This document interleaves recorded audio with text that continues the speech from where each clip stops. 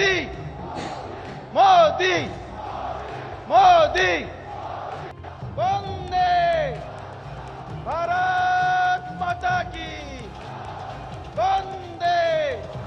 आज बीजू बाबूजी की जन्म जयंती भी है।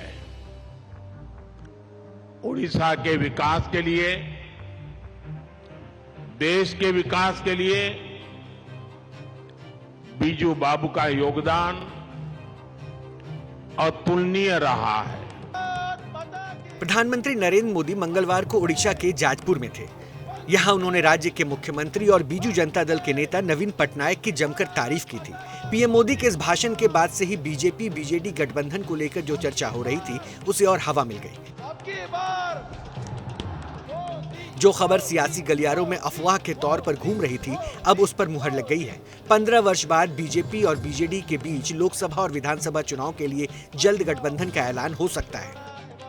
लोकसभा चुनाव 2024 में बीजेपी अपने एनडीए के कुनबे को भी बढ़ाने में लगी हुई है और उड़ीसा में नवीन पटनायक के साथ बीजेपी का गठबंधन लगभग तय माना जा रहा है। हालांकि अभी इस पर दोनों दलों की ओर से चुप्पी साधी गई है, क्योंकि सीटों के समझौते को लेकर बातचीत अभी भी जारी है। जो सूत्र बता रहे हैं उसके मुताबिक बीजेपी ने बीजेडी और नवीन पटनायक के सामने लोकसभा में 14 सीटों की मांग रखी है, तो वहीं विधानसभा के लिए 41 से लेकर 47 सीटों की मांग रखी है। चुनाव पूर्व गठबंधन को लेकर जहां बीजेडी नेताओं ने बुधवार को मुख्यमंत्री नवीन पटनायक के आवास पर मैराथन बैठक की, वहीं ओडिशा के बीजेपी नेताओं ने भी दिल्ली में इसी तरह की बैठक की। उड़ीसा का बीजेपी बीजेडी गठबंधन को ओडिशा में 2 विधानसभा चुनाव और 3 लोकसभा चुनाव में सफलता मिली है। बीजेडी बीजेपी ने अपना पहला लोकसभा चुनाव 1998 में एक साथ लड़ा था। तब बीजेपी ने 7 सीटें तो बीजेडी ने 9 सीटों पर जीत हासिल की थी। 1999 के लोकसभा चुनाव में बीजेपी ने 9 सीटें तो बीजेडी ने 10 सीटें जीती थी। 2004 के लोकसभा चुनाव में बीजेपी ने 7 और बीजेडी ने 11 सीटें जीती थी।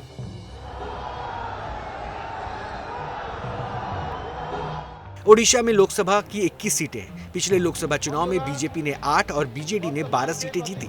बीजेडी से गठबंधन कर बीजेपी राज्य में अपना वोट शेयर बढ़ाना चाहती है। मोदी मोदी मोदी मोदी। अब दूसरी तरफ लोकसभा चुनाव के लिए एनडीए ने 400 पार का लक्ष्य रखा है और बीजेपी नरेंद्र मोदी को तीसरी बार प्रधानमंत्री बनाना चाहती है। इसलिए एक के बाद एक पार्टियों को शामिल कर एनडीए का कुनबा तेजी से बढ़ाया जा रहा है। एक तरफ ओडिशा में बीजेडी के साथ सीटों को लेकर अंतिम दौर की बात चल रही है, तो दूसरी तरफ आंध्र प्रदेश में चंद्रबाबू नायडू की तेलुगु देशम पार्टी और अभिनेता पवन कल्याण की जनसेना से बातचीत चल रही है। दक्षिण भारत के 5 राज्यों आंध्र प्रदेश, तेलंगाना, केरल, कर्नाटक और तमिलनाडु को लेकर पार्टी बेहद गंभीर है। पार्टी की योजना इन राज्यों में सीटों का आंकड़ा बढ़ाने की है। तमिलनाडु में शरद कुमार की पार्टी AISMK का बीजेपी से गठबंधन हो चुका है, जबकि यूपी में जयंत चौधरी की आरएलडी भी एनडीए में शामिल हो चुकी है। इससे पहले बिहार में जेडीयू आरजेडी का गठबंधन टूटा और नीतीश कुमार फिर से एनडीए का हिस्सा बन गए। वहीं पूर्वोत्तर राज्य त्रिपुरा में मुख्य विपक्षी दल टिपरा मोथा भी लोकसभा चुनाव से पहले बीजेपी के नेतृत्व वाली राज्य सरकार में शामिल हो गई है।